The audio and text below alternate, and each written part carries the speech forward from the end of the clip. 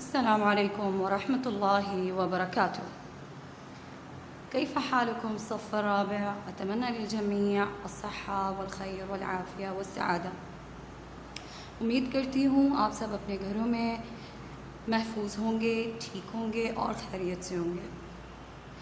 اچھا، کلاس 4 جیسے کہ آپ کو پتہ ہے ہم نے حرکات کے بارے میں پڑھا ہے اور ہم نے ایک ساتھ حرکات کے ساؤنڈز اور حرکات کسے کہتے ہیں وہ سب پڑھا تھا اور کس طرح سے ان کا تلفظ ہے وہ سب ہم نے پڑھا تھا. تو جیسے کہ آپ کو پہلے بھی بتایا تھا کہ عربک الفاظ اور عربک لینگویج کا دار و مدار صرف اور صرف حرکات اور اعراب پر ہے.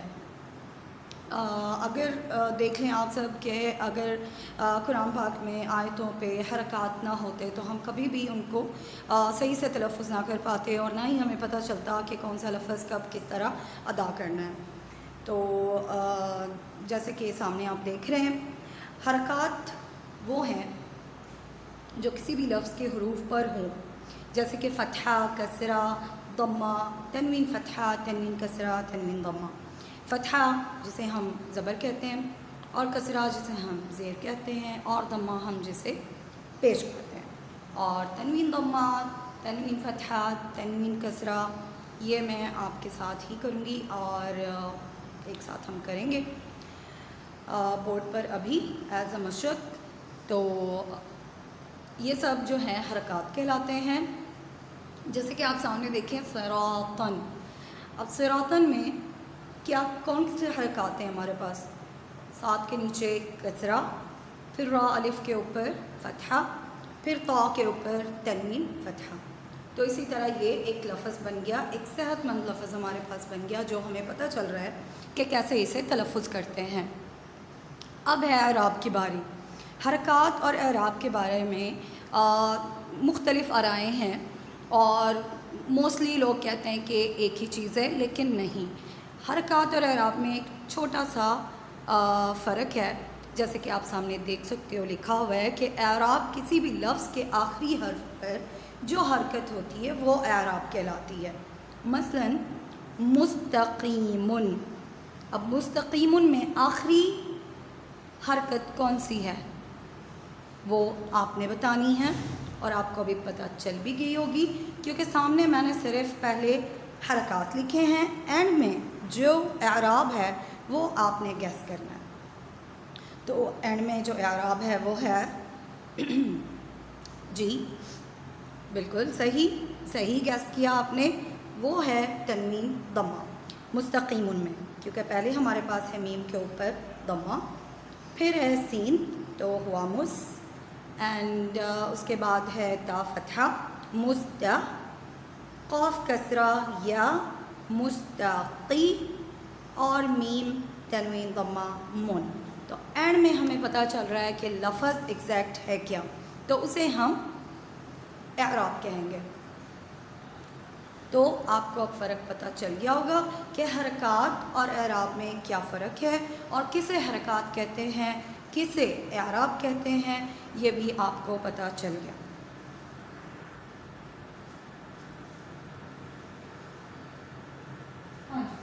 تو آئیں اب ہم مشق کرتے ہیں کچھ حرکات کی پروننسیشن، انہیں کس طرح ادا کرنا ہے اور اگر وہ حرف پر آئیں تو انہیں کس طرح ادا کریں گے. یہ پہلے بھی ہم نے مشق کی ہوئی ہے، تو میں چاہتی ہوں کہ آپ زیادہ سے زیادہ یہ مشق کریں تاکہ آپ کو صحیح تلفظ ادا کرنا آ جائے اور آپ کو پراپر پتہ چل جائے کہ حرکات کو اردو میں کیا کہتے ہیں اور عربک میں کیا کہتے ہیں.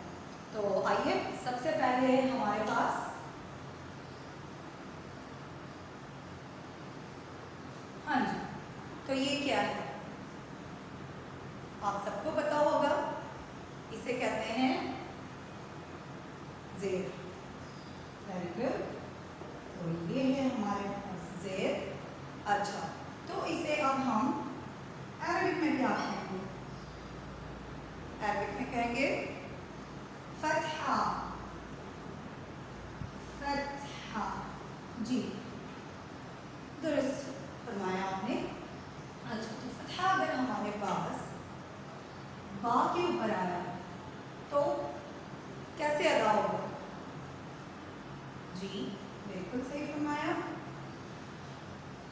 बा। तो बा को किस तरह लिखेंगे? बा पर अगर फतहा आया ऐसे लगेगा कि जैसे बा अलिफ बा को हम अदा कर रहे हैं। हमने लंबा नहीं खींचना, जस्ट एक अलिफ जितना उसे लंबा करना है, बा। जी, अब है हमारे पास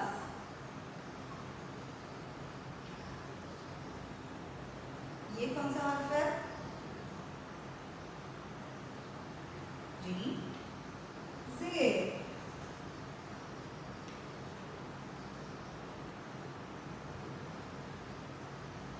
तो इसे हम अरबिक में क्या कहेंगे? कसरा। Very good. ये है हमारे पास कसरा, इसे क्या कहेंगे? कसरा। हाँ जी, और अगर ये बा के आ जाए तो इसका साउंड क्या हो जाएगा? बा कसरा बी, बा कसरा बी। Very good. देन हमारे पास है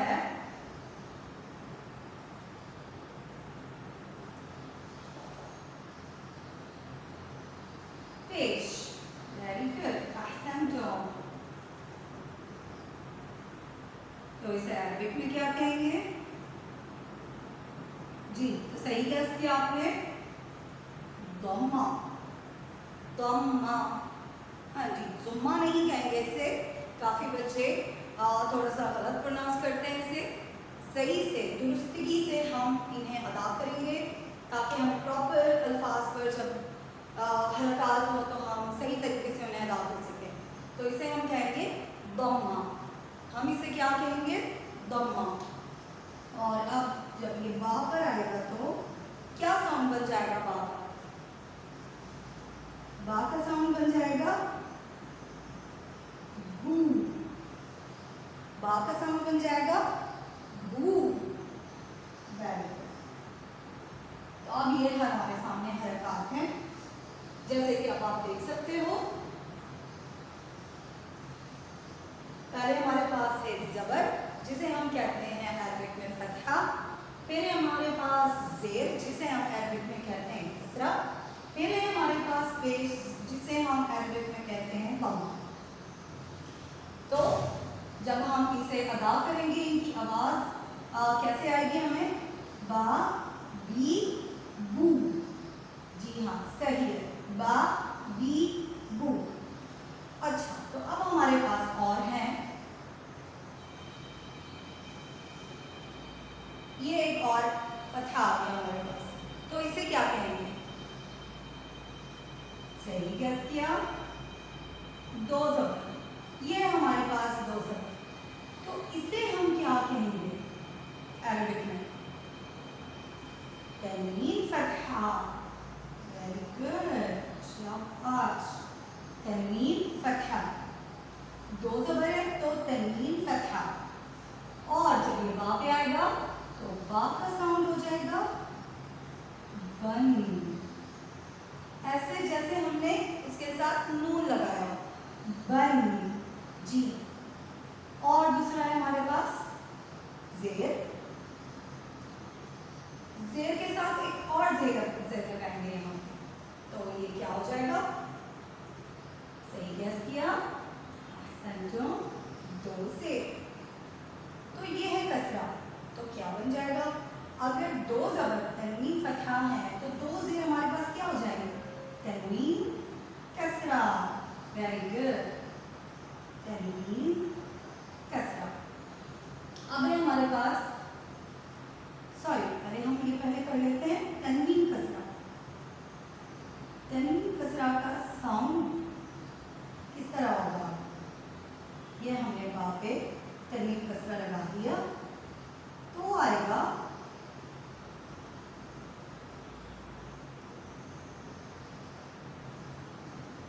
बिन। बिन, ऐसे जैसे हम इसके साथ या और नून लगा रहे हैं, बिन। जी, सही अदा किया। अब है हमारे पास दम्मा, तो दम्मा पर एक है, दूसरा दम्मा लगाएंगे तो दो पेश। जी, सही अदा किया। अब यहाँ पे दो तो लगाए थे तो तनवीन फतहा हो गया था, तनवीन कसरा हो गया था। अब ये क्या होगा? तनवीन दमा।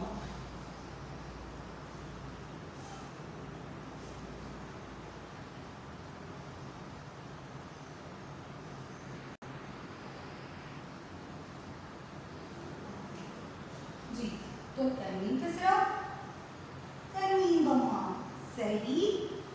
अब तनवीन दमा कसरा में क्या हो जाए? बा पेश बू या बा दमा बू। तो हम क्या करेंगे? नून लगाएंगे तो क्या आवाज हो जाएगी? गुन, गुन। अब देखिए ऐसा लग रहा है ना कि हमने जैसे नून साथ में लगाई है। बन, बिन, गुन। आवाज तो नून की ही आ रही है ना साथ में। तो इनको क्या कहेंगे इन हरकत को? अगर ये बा पे आया, दो तनवीन आए, दो तनवीन कसरा आए, दो तनवीन फतहा आए, दो तनवीन दम्मा आए, तो इनको हम कहेंगे हर्फ मुनव्वन। क्या कहेंगे? हर्फ मुनव्वन, कि इसमें नून ऐड है, नून शामिल है, नून की आवाज आ रही है। हर्फ मुनव्वन। जी शाबाश। हर्फ मुनव्वन के जिस हर्फ से नून की आवाज आ रही है। ये है अगर कहीं भी हमने लिखा हुआ पढ़ा या हमें किसी ने भी कहा कि हर्फ बा मुनव्वन है, तो हमें पता चल जाना चाहिए कि हर्फ बा पे तनवीन फतहा या तनवीन कसरा या तनवीन दमा है। ठीक हो गया? अच्छा, ये तो था हमारे पास मुनव्वन हरूफ। अब मैं आपको बताऊंगी एक एक फतहा या कसरा या दमा अगर किसी हर्फ पे आया तो उसे हम क्या कहेंगे। तो जैसे कि हमारे पास है फतहा, यहाँ से हम फतहा निकालेंगे और यहाँ पे दो ज़ेर और यहाँ से तनवीन। और कीजिएगा, it's so easy and it's so interesting. थोड़ी सी चीजें हैं, हल्की सी हैं, आसान हैं। अगर आप सही से समझ जाएंगे तो अरबिक अल्फाज, कुरानिक अरबिक अल्फाज आपको कभी भी मुश्किल नहीं लगेंगे इंशाअल्लाह। अच्छा, तो ये हमारे पास है फतहा। तो फतहा बा पे आया तो हम इसे क्या कहेंगे? हर्फ मफ्तूह, मफ्तूह।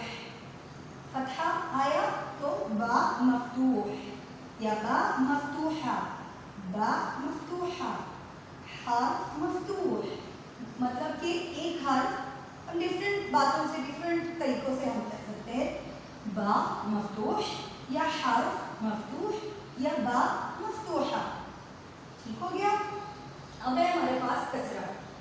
तो हमारे पास है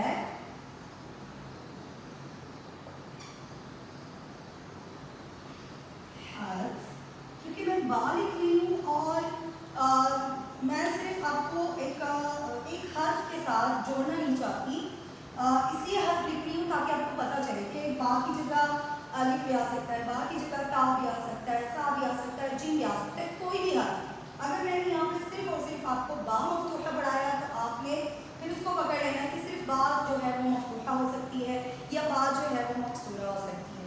इसलिए मैं सिर्फ हर्फ इसलिए लगा रही हूँ ताकि आपको पता चले कि डिफरेंट हर्फ के उसके साथ जब भी फतहा कसरा दमा लगे तो उसको हम क्या कहते हैं। तो अब है हमारे पास बा के नीचे कसरा, तो हम इसे कहेंगे हर्फ मकसूर, हर्फ मकसूर। अच्छा, मफ्तूह का मतलब होता है खुला, खुला हुआ।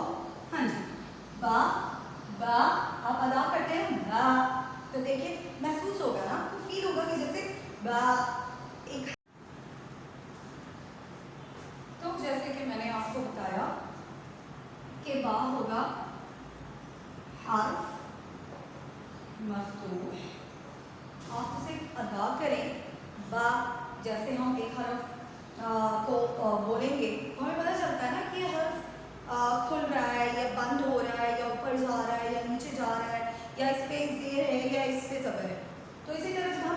कहते हैं ना तो फील हो रहा है ना कि जैसे बा मुंह भी खुल रहा है साथ, तो इसलिए ये है खुला हुआ। हर्फ मीन्स खुला हुआ हर्फ। बा इज नॉट ओनली वन, इसकी जगह पे जैसे मैंने आपको बताया कोई भी हर्फ हो सकता है, तो खुला हुआ। अच्छा, इसी तरह हमारे पास है बा मकसूर, तो मैंने आपको बताया था कि इसको कहेंगे मकसूर। मकसूर टूटा हुआ या तिरछा या टेढ़ा, मकसूर। हर्फ मकसूर, मकसूर से मतलब एक सिंपल मतलब है टूटा हुआ। तो जैसे हम अदा करते हैं बी, कैसा लगता है ना बा बी, तो फील ही हो जाता है कि जैसे बा खड़ा हुआ था और अब वो नीचे गिर गया या टूट गया, तो इसलिए कसरा से मकसूर हो गया। मकसूर, हर्फ मकसूर टूटा हुआ, या आप टेढ़ा कह रहे हैं या तिरछा कह रहे हैं, लेकिन एग्जैक्ट मतलब होगा टूटा हुआ। तो बा फतहा हर्फ मफ्तूह, बा कसरा हर्फ मकसूर। जैसे नोट कर लीजिए, जैसे मैंने आपको बताया था हर्फ कहना जरूरी नहीं है, इसकी जगह पे बा भी हो सकता है, जिम भी हो सकता है, ता अलिफ, जो भी हमारे हुरूफ हिजा हैं। अच्छा, अब है हमारे पास पेश, तो बा तमाबू, तो ये होगा मदमूम। हर्फ मदमूम, दमा से मदमूम, दमा से मदमूम। वेरी गुड, क्या कहेंगे इसे? हर्फ मदमूम।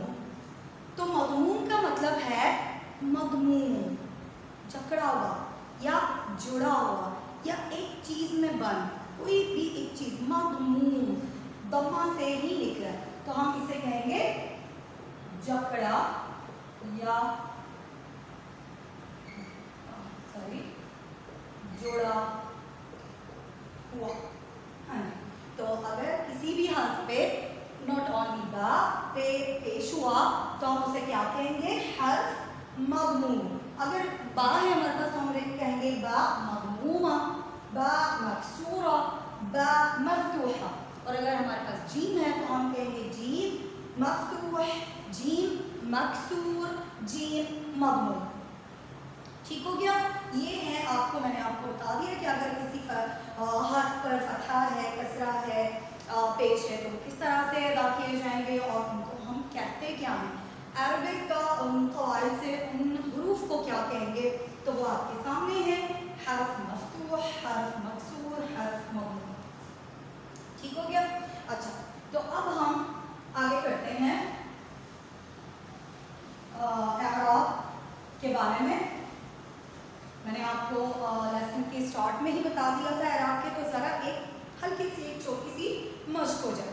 पहले मैंने आपको बताया था, आप किताबें भी दे सकते हैं, मुस्तकीम का लफ्ज़ दिया हुआ था और उसमें जो एराब था वो मेंशन वहाँ पे उन्होंने किया है।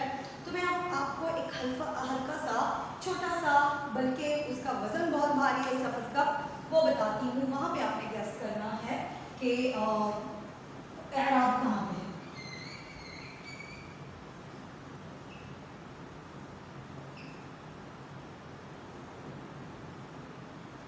जन्नतुन, इस पे अब हम देखेंगे हरकत और एराब। तो हरकत में हमारे पास क्या क्या आएगा? जी फतह जा और शद और अगेन फतह। और हमारे पास यहाँ पे एराब में क्या है? तनवीन दमा। वेरी गुड, सही गेस किया आपने। तो हमारे पास एराब में क्या है? तनवीन दमा, और हरकत में क्या है? फतहा, शद एंड फतहा। तो हम इसको कहेंगे एराब और इनको कहेंगे हरकत। अब पता चल गया आपको कि एराब और हरकत में क्या फ़र्क है। हम हरकत को एराब नहीं कह सकते, एराब को आप हरकत तो कह सकते हो कि जी हाँ आखिरी हर्फ पे एक हरकत है, लेकिन हम उसे एराब है कहेंगे तो ज़्यादा बेहतर होगा, क्योंकि जब आप कहोगे ना एराब है तो इसका मतलब है कि जुमले का इख्तिताम हमने कर दिया। ٹھیک ہو گیا؟ تو یہاں پہ اس جملے کا اختتام کیا تھا، تنوین ضمہ تھا. تو اسی طرح اب ہمارے پاس ایک پورا لفظ ہے جنتن. جنتن حرکات اور اعراب دونوں کو مینشن آپ کو پتہ لگ رہا ہے، اور دونوں مینشن یہاں پہ ہو گیا، حرکات بھی اور اعراب بھی. تو امید کرتی ہوں کہ اب آپ لوگوں کو سمجھ میں آ گیا ہوگا حرکات اور اعراب میں ٹوٹل فرق کسے کہتے ہیں. ہم نے کلاس میں بھی کیا تھا حرکات کے بارے میں، ہم نے ایکسرسائز بھی کی تھی، ہم نے سب ایک ساتھ پڑھا تھا، اور آپ سب نے ماشاء اللہ تبارک اللہ بہت اچھا رسپانس دیا تھا مجھے، اور مجھے یہ جان کر خوشی بھی ہوئی کہ آپ لوگوں کو تلفظ اور صحیح سے ادائیگی بھی پتہ ہے. تو تھوڑا سا آپ لوگوں کو کنفیوژن تھی، اور میں نے آپ لوگوں کو کہا تھا کہ میں حرکات اور اعراب کے بارے میں آپ لوگوں کو فرق بتاؤں گی. تو آج میں نے کوشش کی کہ میں آپ لوگوں کو ہلکے سے انداز سے ایک فرق بتا سکوں اور آپ لوگوں کو پتہ چل جائے. تو اسی طرح عربک زیادہ کمپلیکیٹڈ نہیں ہے، اور چھوٹی چھوٹی سی ٹرکس سمجھیں اگر وہ ہمیں پتہ چل جاتی ہیں تو انشاءاللہ ہمیں قرآن میں جو آیتیں جو صورتیں نماز میں اسپیشلی لوگ پڑھتے ہیں کم سے کم وہ ہمیں سمجھ میں آ جائیں گی، اور مطلب بھی ہمیں پتہ چل جائے گا کہ اس کا مطلب یہ تھا. تو قواعد کے روپ سے اس میں یہ حرف اور اس میں یہ حرکت اور اس میں یہ اعراب استعمال ہوئی ہے. تو آج ہمارے موضوع حرکات اور اعراب میں فرق کا اختتام ہوتا ہے. امید کرتی ہوں آپ سب کو دیکھ کے مزہ بھی آیا ہوگا اور سمجھ میں بھی آ گیا ہوگا کہ اعراب اور حرکات کسے کہتے ہیں. تو تب تک کے لیے نیکسٹ لیسن تک آپ لوگوں کو اللہ حافظ. اپنا خیال رکھیے گا اور اپنے گھروں میں رہیے گا. اللہ حافظ.